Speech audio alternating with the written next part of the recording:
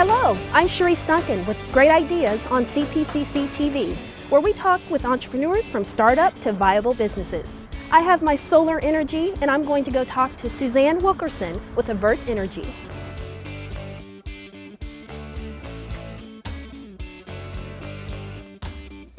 Suzanne, welcome to Great Ideas. Thanks so much for being on the show today. Sherese, thanks for inviting us. We're excited to be part of your program. Well, I'm excited to learn about Avert Energy, and I understand that you are an energy solutions company. So tell our audience what that means.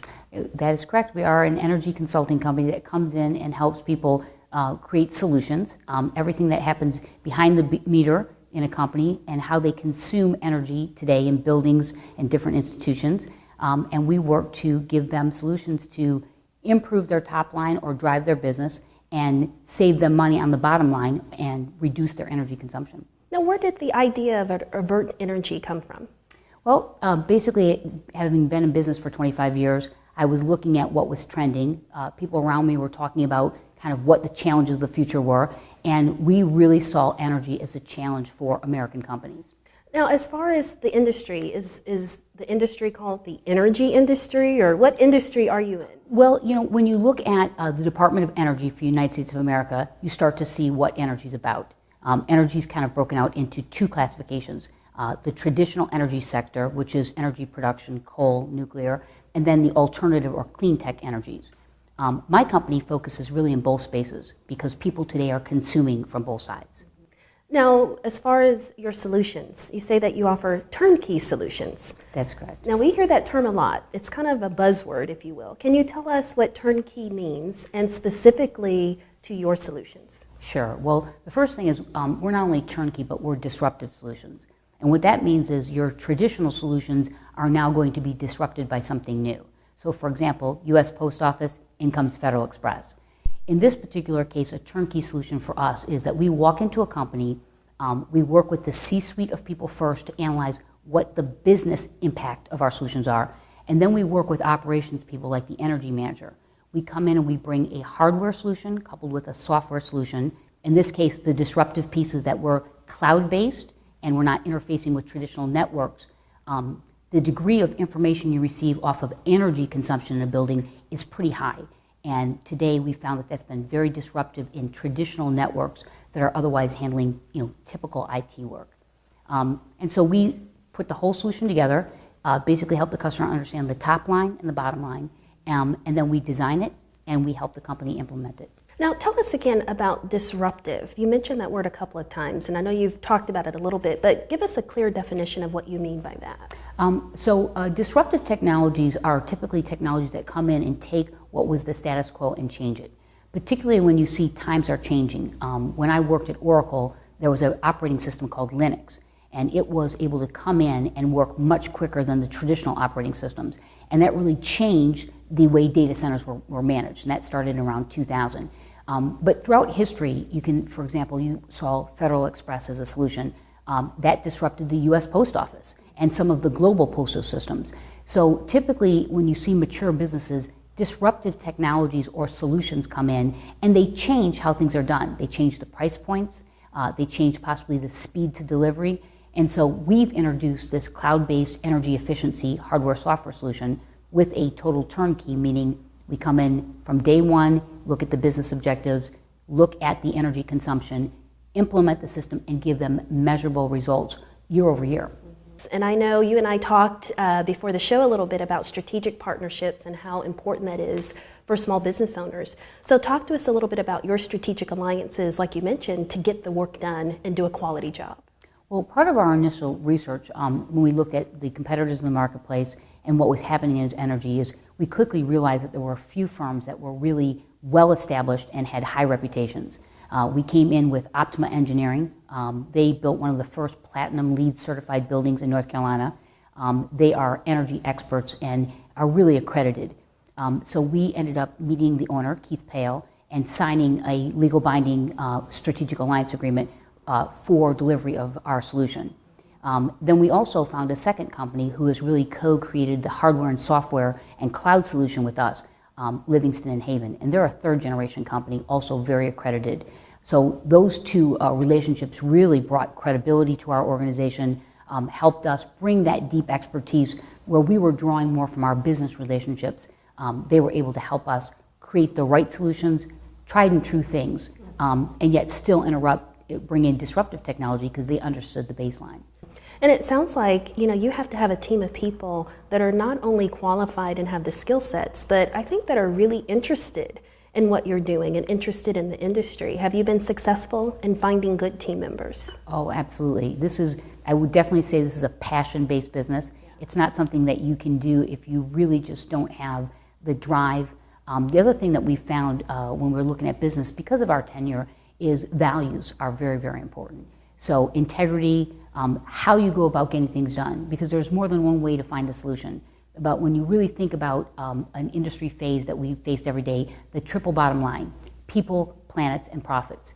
Keeping those three things in balance is really important. We want companies to be happy, we want the people working in those companies to be happy, and we want the planet to stay good. Have you worked in this industry before? Did it just intrigue you? Well, it's a very good question. So after 20 plus years in the corporate world, I've always had a passion around energy, renewable energy, sustainability, recycling, green. I was born and raised in Canada. I think it came from the genes. Yes. And I've always had a passion around that. And I wanted to eventually, I didn't know what it was, but I want to eventually get into green. And this opportunity with Avert came about. Suzanne's and her values and some of the ways that the company goes to market was exactly what I wanted to. So I was able to tie my business experience with the passion that I've had in this company, which is wonderful. So we all bring something to the company, different skill sets and so on. My background being process, change management, obviously Six Sigma, I tend to be the guy that handles the operational side of the house, or project plans, or how to go to market with our DMAIC methodology. We tend to apply that as a company, but I'm the guy that structures it a lot around going out to bids or with some of our clients and making sure that we execute accordingly on those processes and hence secure the order. We don't want to go out to market haphazardly, recommend a solution that doesn't work, and then fall on our faces later with our client. Our client satisfaction is very key, and so we apply those methodologies to make sure we're successful. I think that's the biggest piece that I bring to the company. How did you find CPCC Institute for Entrepreneurship? Well, we came out and we were looking at obviously starting a company, and it's kind of tough when you're at a later stage in life. Yes. And you say, okay, well, where's the beginning and where's the middle and where's the end? So we actually saw an advertisement for the Kauffman Institute, and it was being deployed by CPCC. And we went into this program called the Fast Track. They basically took a year's curriculum and distilled it down to 6 weeks. And that was really a good solution for us because we didn't have time to go back to school per se. Right. But dedicating 1 day a week for 6 weeks was an ideal timeline.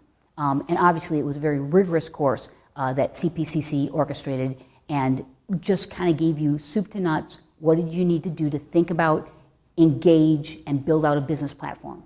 And I've been in business 16 years, so I definitely understand about going back to school and getting your education, but an offering like Central Piedmont Community College's Institute for Entrepreneurship and the classes and the programs and the staff, I think is a great asset to any entrepreneur. Well, always wanting to grow is very important, and the shift now moving from the traditional banking sector or industrial sector with GE into green and sustainability, I knew that I had certainly some gaps in my portfolio. So I was very interested. I went online to CPCC and looked up classes around sustainability and renewable energy and so on, and found exactly the classes I was looking for, namely a class with Professor Moody, who is a LED certification class, which was right up my alley. And as I read the description, it talked about how it incorporates into building design, how it works with commercial applications, which is a sweet spot for our customer base. And then it also talks about measurement, which is, again, right tied into our methodology around Six Sigma and capturing metrics and proper measurements in order to implement the right solutions. So, we've been there, the 3-year, the 5-year, the 7-year-old businesses, and any tips that you can give our audience out there of how to stay motivated and push forward? Yes, definitely. In my perspective, number one, follow your passion. because there's nothing easy, and you will be able to do it if you're passionate about it. The second thing is it takes a village. Surround yourself with organizations like CPCC, strategic alliance partners, because they will help you through the rough parts. And probably lastly, I would say, look at the financial aspects. You really plan for the 3 and 5 year and back your way out of it, because it does take a lot of resources and it takes time. And so you have to figure out how you're going to maneuver the financial aspect of that. I think one of the key aspects of a successful business as well as a successful partnership is making sure that we all bring something different to the company. The important thing, and I think Suzanne would agree, we don't want to have a whole bunch of Suzannes in the company. I think it's important that we have strengths in different area that each partner can bring that brings a full complement to the business. So now we have a full complementary business that we can go to market that has all the skill sets that we need to be successful.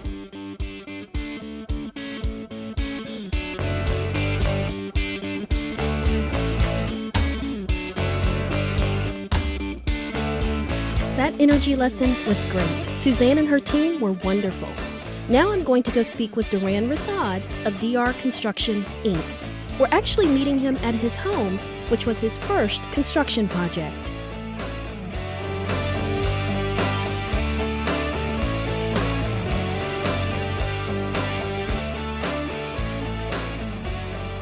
Duran, thank you so much for joining us on Great Ideas. I'm so glad you decided to share with us your beautiful home. So welcome to the show. Thank you very much. I'm glad to be here. Well, you own DR Construction, Inc. Right. And I understand you have a tennis background. I sure do. So how did you go from tennis to a construction company? I've taught tennis for 18 years and I had achieved all the goals. And then I said to myself, what's next? So when this opportunity came, I said, let's go and do our own business, construction business. And we can start with a small business. We can go forward and see what happens. So since 2004, we formed the company with the help of CPCC and all the courses I've taken there. And with the right information, Yes. I was able to move forward. Now, when you say when the opportunity came, where did the opportunity come from? How did that happen? I know you mentioned something about some classes and Right. you didn't know if you were going to pass a test? Right, that's right. After I took all the courses there, construction courses, and through, they had different speakers come and talk. And with that in mind, I was very confident. So we built our first house back in 2000, the one we are in right now. And with that in mind, I felt pretty good. Then I took my commercial building course exam so I could be a general contractor. And I passed the test. So with that in mind, I said, well, this is the right time to move forward. And let's go and jump into having your own company. That's how I got started. Wonderful. So now we hear the rumors about the construction industry. It's up, it's down, it's out. Yes, yes. So tell me, how is the industry doing specifically to what you do? I used to really look at the new construction with the clients. But now as the industry has changed because of the market, so now we are focusing on renovations, remodeling, additions to the house, because the homeowners are not moving out and they're staying. They're staying. Staying So you there. do residential? Yes, I do both, commercial and residential. But lately I've been doing more residential. That's the way it has come to me. So I've been working on towards renovations, rehab, additions, remodeling, kitchen or bathroom. Well, and that's smart, because most people think, okay, what I'm doing now is not working, so I'm going to stop and go work for corporate America. Right. But you were smart to say, okay, they're staying, so let me do some remodel and Right. renovations. Right. That's why I changed my strategy. Instead of going to new construction and trying to work toward the higher end, so let me kind of back off and start with the homeowners, what they want in the house. So with that in mind, I picked out the target The right target is the renovations, additions, rehab, that kind of stuff. And so I've been marketing that in that direction, and it has worked so far. And, running a tennis program, that's a lot of work. It's a lot of fun, too. So did that help you when you first started your business and planning and organizing? And, we always talk about the business side of the business. Right. Because when you run your own show at a tennis complex or at the country club level, and you're in charge of the whole department, that means you got to be dedicated. You have to have a work ethics and the right attitude, and make sure that you have the right personnel with that department. So all those things help me to move forward with my business, and I have applied the same qualities from my tennis career to construction. Now, do you still play tennis? I sure do. I was going to say, because as an entrepreneur, you need that outlet. Yes. So you found the balance, because we all have passions, and then we move from one passion to starting a business. Right. That balance. Right. We don't necessarily have it. So have you been able to keep the balance and Yes. maintain your sanity? I sure do, because I always go out there at the parks and play, and meet more people. And few high schools have called me to teach their program. It's like a two months program, so that's fine. I can have that in the afternoon and talk to more people and what they do. And passion is to teach the young kids. Yeah. So that's a good thing. Well, and it's a way for you, like you said, to stay connected to the community. Right. So it's connections for DR Construction. That is correct. That is correct. So what about marketing and sales? How are you doing or getting your name out there, especially with what people say about the construction industry? Right. I've got my own website, Facebook, LinkedIn. All those pages are there. You're social networking? Yes, I am. That's good. With the core class I took at CPCC, that has gone into more depth, what we want to do to achieve our goals. So I've been following that format. So I was able to get the website started, and Facebook and the LinkedIn and the YouTube. So I'm getting in that mainstream. Yeah, you're on YouTube? Well, we will be shortly. So what do you have plans for YouTube? Are you going to be demonstrating your homes and the way that you construct the homes and renovate? Right. Behind the scenes, what happens and how the things work, and give them some tidbits, what to do, what not to do during the winter months or the summer months, how things work in the house. So we can give those kind of tips on YouTube and let people know how things work.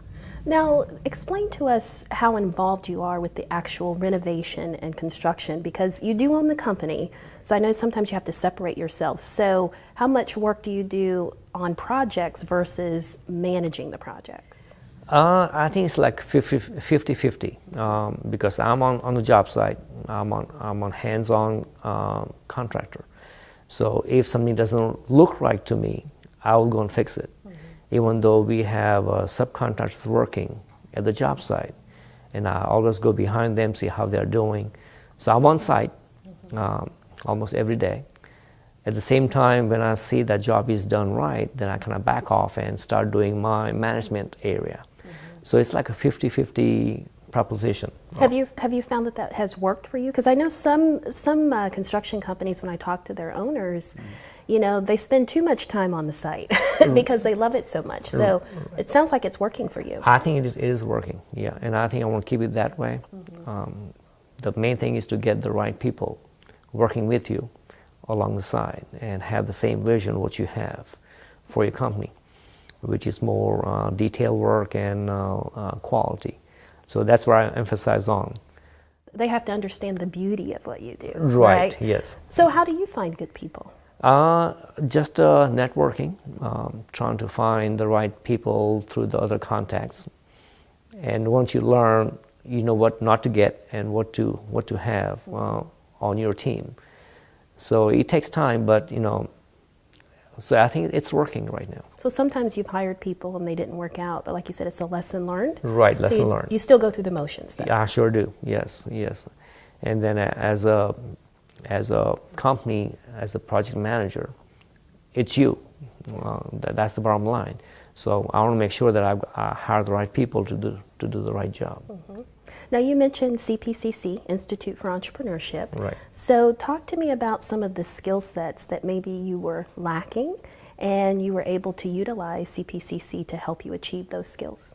Being a hands-on guy, I love construction.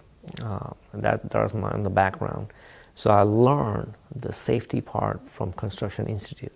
Safety and the tools, how to use them, what the methods are, how to build projects. And with that in mind, I was able to fully comprehend what they were telling me in the courses. So I was able to employ all those practices into really projects. So, that's the bottom line. You have to learn all those things from CPCC and get that knowledge into practical way, doing things. And you did attend the CORE program. Yes. And you say you still read your manuals. So you mentioned strategy and being more focused. So you're still utilizing the curriculum from the class, and how has it helped you with planning and organizing your business? It is an in-depth class.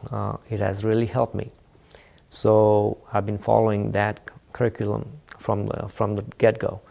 And even though it's in-depth, I'm following the right chapters along the way, and it has helped. I can see the results, so I'm very optimistic that if you follow that curriculum, it will pay dividends down the road. Well, and I'm looking around in your home, and I can definitely see the result. This is beautiful. Thank you. So this was one of your first projects, right? This was our first project. It was from ground up. And I was a general contractor. And when you say ground up, you mean like there was nothing here? Nothing here, just the bare ground. And then we opened up and cleaned the trees and the lot the way we want to keep it. And from the ground up means footings, foundation, up to the dried in phase. And after that, I moved in. I did all the work inside, mainly the floors, then the trim, and the tile work, because of the expertise from CPCC when they gave me all the knowledge, how to do things right. And you use this home, this is your home, it's very comfortable. I feel great here. Thank you. But you also use it as a showcase for your clients. That is correct. So tell us about that. I bring them in here and let them see different ways of looking at things, the quality, if that's what they want, wood, brick. It's beautiful. Yeah, so they can pick and choose what they like. And once they know that I'll go beyond just the basic code of the city, then they understand, hey, this is a well-built house. So with that in mind, I'll bring them here, let them see the product. Well, and I think that's great. Most entrepreneurs don't want people to come to their come to their homes and their home office. So that just shows how much pride you have in your work and how well you construct homes. Yes, yes. So let's leave our audience with 3 tips. Okay. Especially those who are in the construction industry and they're not adapting to change. So what 3 things can you tell them to focus on if they want to maintain their business and move forward? Loyalty to the customer, number 1. Number 2 is dedication. You have to wear different hats at this time in your business. And number 3, listen to your homeowners, what they're saying, what they want. And if you look at the trend that they're moving toward lots of renovations and additions and remodeling, so that's where the things are moving. So you pay attention to the homeowner and the clients, what they want. And that's probably one of the things I've learned.